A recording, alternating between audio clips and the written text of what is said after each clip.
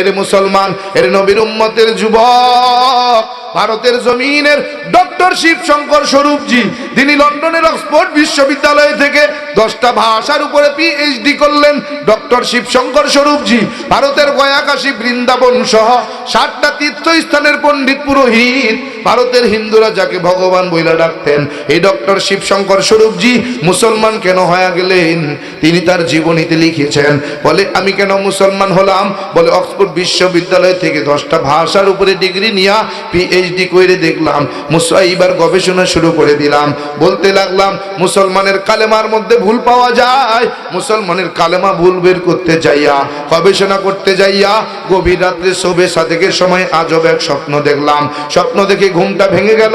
বিবিকে বলার জন্য দৌড়াইতেছিলাম, দরজাটা খুলছি, তাকায় দেখি বিবি দরজার সামনে হাজির হয়ে গেল।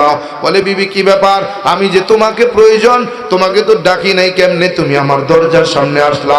বলে স্বামী আপনার ডাকে আসি নাই, তবে আমি যে আপনার দরজার সামনে আসছি এখনো আপনার দরজায় টোকা দেই নাই, কেমনে আপনি বুঝলেন আমি আপনার দরজার সামনে আসলাম? বলে বিবি তোমার কাছে আসি নাই, আজব এক স্বপ্ন দেখে ঘুম ভেঙে গেল, বলার জন্য তোমার কাছে যাইতেছিলাম। বিবি বলে স্বামী একই ঘটনা, আজব এক স্বপ্ন দেখে ঘুমটা ভেঙে গেল, বলার জন্য আপনার কাছে আসতেছিলাম।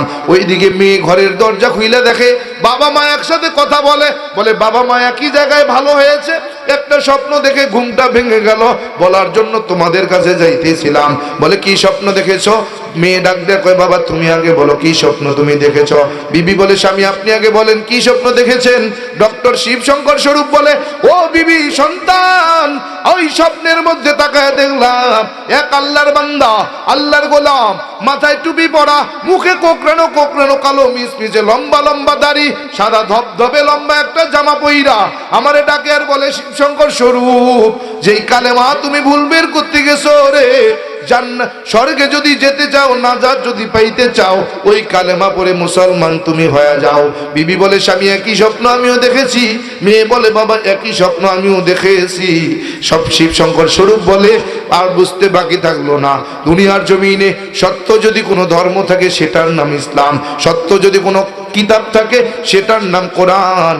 আর দেরি করলাম না, বলে পরিবার সহ কোন মুসলমান মৌলবীর কাছে যাইয়া কালেমা পড়ে মুসলমান হয়ে গেলাম। এরে গোলাম, এরে যুবক, এরে যুবক, ওই শিবশঙ্কর স্বরূপ যে মুসলমান হয়ে গেলেন